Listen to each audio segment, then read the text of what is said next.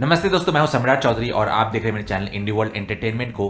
तो आज का जो वीडियो है, जनरली मैं किसी देश का मीडिया का, रशियन मीडिया का दिखाने वाला था, बट रशियन कमेंटर्स इस वीडियो में भी आपको मिल जाएंगे। लेकिन थोड़ा ये जो वीडियो है यूक्रेनियन पर्सपेक्टिव से एक अजीब फनी कॉमेडी जो है आपको देखने को मिलेगा। तो वेस्टर्न पप्पू जो होते हैं, जहाँ पे हमारे इंडिया में भी जो वेस्टर्न पप्पू है, इंडिया में डेमोक्रेसी खतरे में है और जो भी वेस्टर्न नेशंस की वेस्टर्न नेशंस की बोली है, और वेस्टर्न नेशन भी जो लेफ्ट विंग के जो लोग हैं उन्हीं की बोली जो है बोलते रहते हैं हमारे देश के पप्पू जैसे कुछ लोग। वैसे ही आपको ये यूक्रेनियन सेम ही देश है। और आप सोच रहे होंगे कि मैं यूक्रेनियन कैसे ट्रांसलेट किया, क्योंकि ये यूक्रेनियन कहने को तो यूक्रेनियन है, लेकिन इनके मीडिया, इनके फिल्म्स, इनके जो गाने हैं जो कि फेमस सिंगर्स है, हर कोई रशियन लैंग्वेज का ही इस्तेमाल करते हैं। इवन इस एंकर ने भी रशियन लैंग्वेज का ही इस्तेमाल किया, जिसके लिए मैं इजीली ये वीडियो ट्रांसलेट कर पाया। तो लैंग्वेज तो रशियन इस्तेमाल करते हैं, जैसे कि हमारे पड़ोसी है कि बांग्लादेशी, ये पाकिस्तानी। लैंग्वेज तो वो लोग एक हिंदी से इंस्पायर्ड है और एक दूसरा है जो है बंगाली से इंस्पायर्ड है। और दोनों ही देश इंडिया से इंस्पायर्ड है, इंडिया के कल्चर को फॉलो करते हैं। लेकिन एक ऊपरी जो हेटरेड है वो पता नहीं उसका क्या मतलब बनता है। तो यूक्रेन भी बिल्कुल वैसा ही एक देश है। तो चलिए आज का वीडियो देखते हैं। आपको ये जो भी मैंने बोला इसके बारे में और भी डिटेल्स में आपको पता चलेगा। ये वीडियो सिर्फ एक ही दिन पहले आया है और मैंने आज ही अब तक ये वीडियो पहुंचा रहा हूं जो। तो चलिए आज का वीडियो स्टार्ट करते हैं।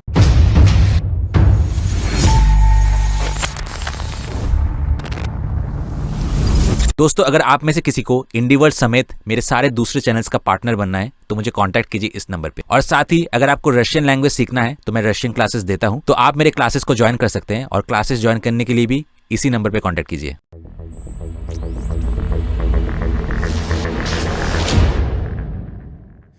Привет, друзья! Это Ньюсейдер, я Александр. नमस्ते दोस्तों, चैनल का नाम है न्यूज एडर। मैं अलेक्जेंडर कुशनर हूँ। रूस ने अपनी 5वीं पीढ़ी का पानी छिड़कने वाला टिन कैन Su-57 लड़ाकू विमान भारत के एयरो शो में ले आया और वहाँ बेइज्जत हो गया। यूक्रेनी सैन्य एक्सपर्ट अलेक्जेंडर कोवलेंको ने इस विमान के बारे में डिटेल्स में बताया है।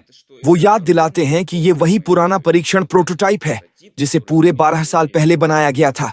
रूस ने इसे पहले चीन के एयर शो में घसीटा और अब इसे भारत लाया गया है।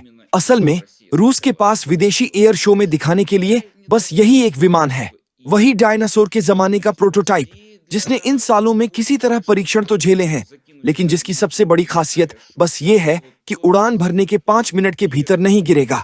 अमेरिकी सैन्य विशेषज्ञों का मानना है कि रूस का Su-57 उत्पादन शायद पूरी तरह रुक चुका है, क्योंकि अमेरिकन सैंक्शंस ने इसकी सप्लाई चेन को तोड़ दिया है और जरूरी कलपुर्जे मिलना अब लगभग असंभव हो गया है।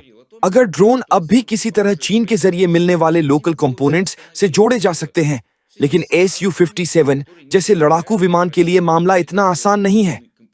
किसी भी मॉडर्न एविएशन सिस्टम्स की तरह इसके लिए कहीं अधिक जटिल और उन्नत कंपोनेंट्स की आवश्यकता होती है। ये टेक्निकली इतना जटिल है कि सैंक्शंस को दरकिनार कर उनकी आपूर्ति सुनिश्चित करना लगभग असंभव हो गया है, खासकर जब बात इतनी बड़ी मात्रा की हो। नतीजतन इन आपूर्ति में देरी और एक्सपर्ट्स की भारी कमी के चलते Su-57 कार्यक्रम लगभग ठप हो चुका है। लेकिन यही पूरी कहानी नहीं है। असली समस्या तो ये है कि जैसा कि हम पहले भी कई बार अपने चैनल पर बता चुके हैं, Su-57 को 5वीं पीढ़ी का लड़ाकू विमान कहा तो जाता है, लेकिन यह वास्तव में उन पैरामीटर्स पर खरा नहीं उतरता। Как известно, и мы об этом неоднократно. इस विसंगति का सबसे बड़ा प्रमाण यही है कि जब भी Su-57 आसमान में उड़ान भरता है और कोई मिसाइल दागता है, यूक्रेनी सोल्जर्स उसे देख लेते हैं। मतलब इसका स्टेल्थ कैपेबिलिटी पूरी तरीके से बेकार है।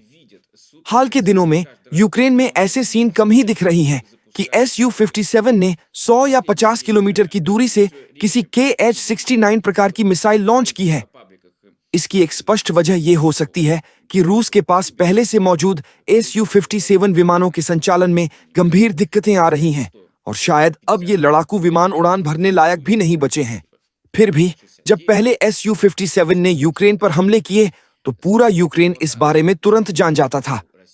सवाल ये उठता है कि यूक्रेनी सोल्जर्स को पहले से कैसे पता चल जाता था कि Su-57 किसी खास स्थान पर मौजूद है और उसने किसी विशिष्ट मिसाइल को दागा है, जबकि इसे स्टेल्थ तकनीक से लैस माना जाता है। Зная заранее, что ये भी ध्यान देने वाली बात है कि जब भी रूस ने इस लड़ाकू विमान का उपयोग किया वो यूक्रेन की सीमाओं से काफी दूर एक्सट्रीम सेफ डिस्टेंस पर रहा, इतनी दूर कि वो पेट्रियट एयर डिफेंस सिस्टम की लीथल लिमिट से पूरी तरह बाहर रहे।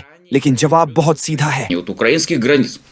То есть в таком расстоянии, которое гарантирует ему यूक्रेनियन फोर्सेस के पास एडवांस्ड इक्विपमेंट मौजूद है जो Su-57 को साफ तौर पर देख सकते हैं, और अगर ये विमान यूक्रेन के हार्ड एयर स्पेस में प्रवेश करता तो उसे तुरंत मार गिराया जाता।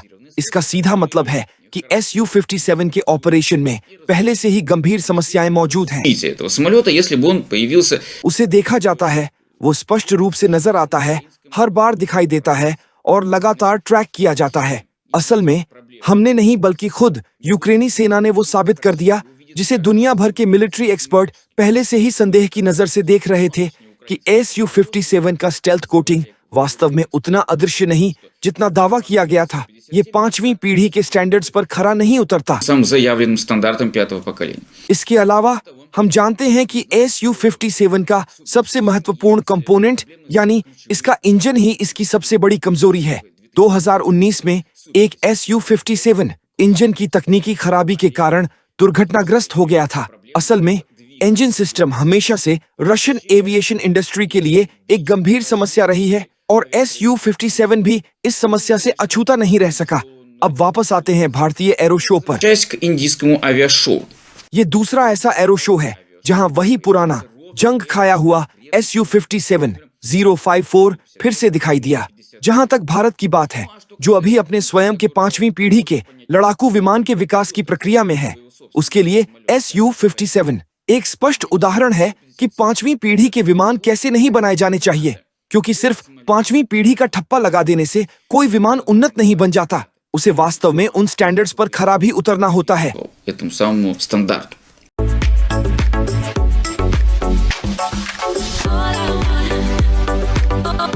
तो सबसे पहले रोमान पिरोशकोव ने लिखा है कि हाँ, ठीक उसी तरह से जैसे कि वेस्टर्न मीडिया के अकॉर्डिंग रशिया के पास मिसाइल्स खत्म हो गए थे। उसके बाद कॉन्स्टेंटिन P6D ने लिखा है कि शायद तुम जेलस हो कि ना तो तुम्हारी औकात है और ना ही तुम्हारे लिए प्लेन अवेलेबल है।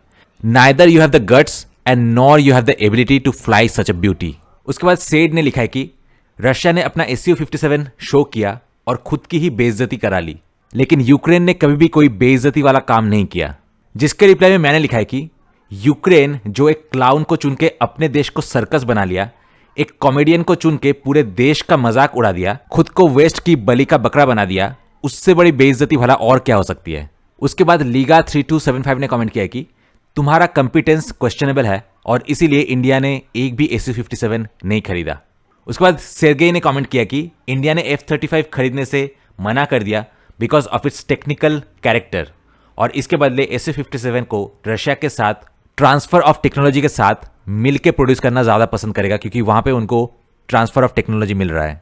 उसके बाद स्कारलेट टोक्सारा ने लिखा है कि व्लादिमीर पुतिन को रशियन सिटीजन्स पे इतना खर्च करने की जरूरत क्या है, क्योंकि वो तो अपने ही देश के लोग यानी कि रशियन नागरिकों को बर्बाद करने पे तुला हुआ है। जिसके रिप्लाई में मैंने लिखा है कि तुम लोग भी तो जेलेंस्की को टैक्स पे कर रहे हो, खुद तो बर्बाद हो गए, लेकिन जिन्होंने तुम्हें बर्बाद किया उनको आज भी तुम लोग पैसे पे किए जा रहे हो, और तुम चले हो रशिया के पुतिन के बारे में लेक्चर बांधने। किसने जेलेंस्की या फिर पुतिन ने किसने अपने देश के लोगों को ज्यादा बर्बाद किया है, ये तो सभी को पता है, सबको पता है। लेकिन अगर तुम्हें अभी तक ये पता नहीं चला, that exactly describes and demonstrates कि यूक्रेन आज इस पोजीशन पे क्यों है। It's all because of the stupidity of the Ukraine people themselves that they chose such a leader. उसके बाद सेर्गेई ने कमेंट किया कि एरो शो का नजारा बहुत ही आकर्षणीय था and Su-57 made an unforgettable impression amongst Indians. Anchor जो इस वीडियो में बात कर रहे हैं वो पूरे तरीके से नॉनसेंस है। उसके बाद एवगेनी ने लिखा है कि Su-57 एकमात्र ऐसा 5th जनरेशन एयरक्राफ्ट है जिसने एक्चुअल वॉर सिचुएशन में पार्टिसिपेट किया हुआ है। उसके बाद फिर से लीगा 3275 ने कमेंट किया है कि ताज्जुब की बात तो यह है कि रशिया ने इंडिया में अपना 5th जनरेशन ऊंट और 5th जनरेशन गधे नहीं लाए। एक चीज जो थोड़ा ऑफ टॉपिक है, रिलेटेड नहीं है जियोपॉलिटिक्स के टॉपिक से, लेकिन फिर भी क्योंकि मैंने ये चीज देखा है तो सोचा कि आपके साथ शेयर कर दूं।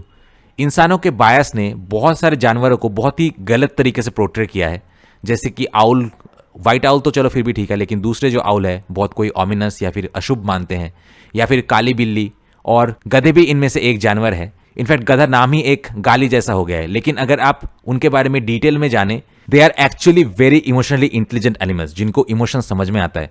एक तो they are such a brave guard animals कि वो हाइना से भी आपको प्रोटेक्ट कर सकते हैं। Secondly they can understand love and emotion and as loyal as a dog if not more, और they can even understand humorous situation and they can also laugh, और in short they're quite a character.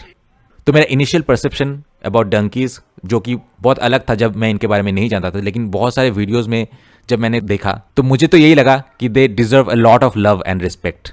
At least donkeys में भी इतना intelligence तो है कि वो एक कॉमेडियन को प्रेसिडेंट के तौर पे चुन के अपने देश को ही बलि का बकरा ना बनाए। तो दोस्तों कमेंट का सिलसिला आज यहीं पे खत्म करूंगा। मिलता है आपसे नेक्स्ट वीडियो में। Till then good bye.